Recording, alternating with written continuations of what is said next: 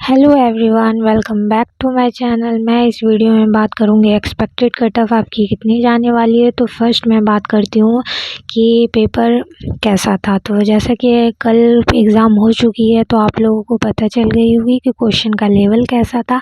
किसी स्टूडेंट के लिए बहुत टफ रही होगी, तो किसी स्टूडेंट के लिए मॉडरेट रही होगी, तो किसी स्टूडेंट के लिए बहुत ईजी रही होगी।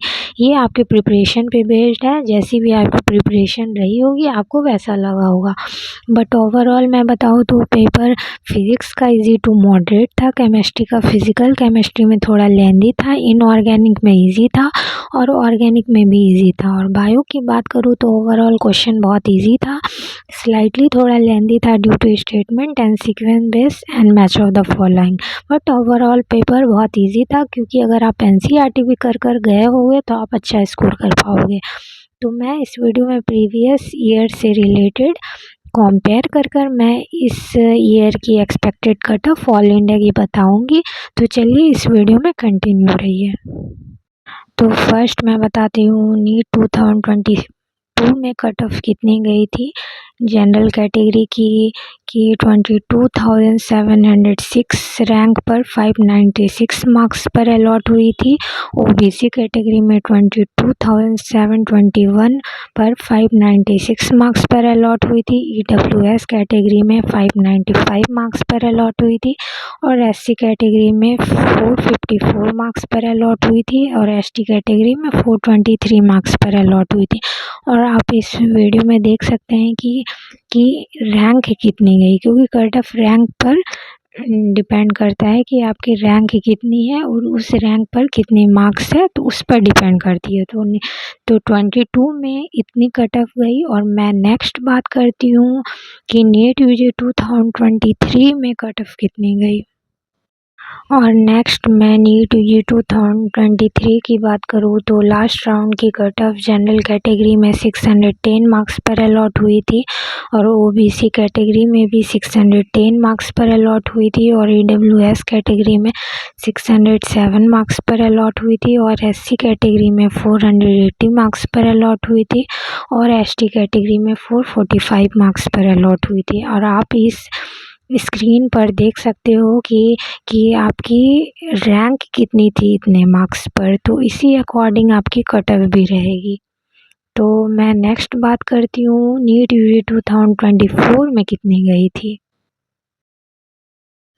तो मैं 24 की बात करूँ तो जनरल कैटेगरी में 652 मार्क्स पर अलॉट हुई थी, ओबीसी कैटेगरी में भी 652 मार्क्स पर अलॉट हुई थी और ईडब्ल्यूएस कैटेगरी में 649 मार्क्स पर अलॉट हुई थी और एससी कैटेगरी में 549 मार्क्स पर अलॉट हुई थी और एसटी कैटेगरी में 526 मार्क्स पर अलॉट हुई थी। और आप इतने मार्क्स पर रैंक देख सकते हो कि इतने मार्क्स पर आपकी रैंक कितनी थी, तो इसी रैंक के अकॉर्डिंग आपको सीट अलॉट होती है।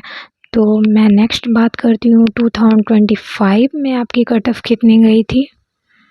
और मैं 25 की बात करूँ तो आप लोगों को पता है कि 24 के कंपेयर में कट ऑफ थोड़ी लो गई थी, बट आप रैंक देख सकते हो कि उसी अकॉर्डिंग है। तो मैं बता दूं कि 25 की कट ऑफ कितनी गई थी। तो जनरल कैटेगरी में 525 मार्क्स पर अलॉट हुई है, ओबीसी कैटेगरी में भी 525 मार्क्स पर अलॉट हुई है, ईडब्ल्यूएस कैटेगरी में 521 मार्क्स पर अलॉट हुई थी और एससी कैटेगरी में 439 मार्क्स पर अलॉट हुई थी और एसटी कैटेगरी में 425 मार्क्स पर अलॉट हुई थी। तो आप इस बेसिस पर रैंक देख सकते हो कि इतने मार्क्स पर कितनी रैंक थी और इतने रैंक पर कितने मार्क्स थी, क्योंकि आप कॉलेज अलॉट होती है रैंक के बेसिस पर। अगर आपका रैंक इस बीच आता है तो आपको कॉलेज अलॉट हो सकती है।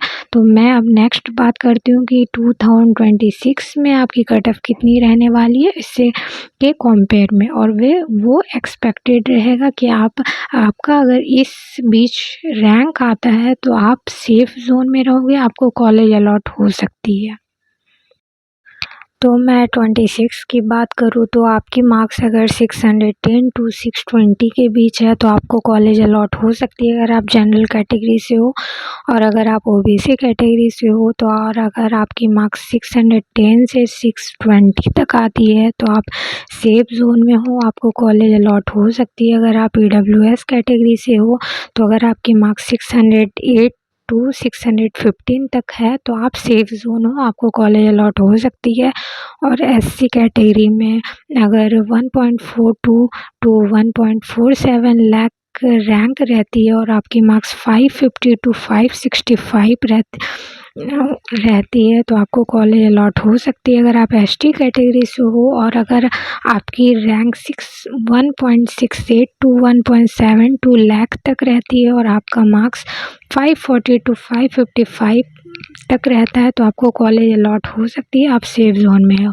और ये मैं बता दूं कि एक्सपेक्टेड कट ऑफ है, इसकी थोड़ी बहुत आगे पीछे हो सकती है बट इसी के आसपास यहाँ आपकी कट ऑफ ऑल इंडिया की जाने वाली है। अगर आपका मार्क्स इस बीच है तो आपको कॉलेज अलॉट हो सकती है लास्ट राउंड तक।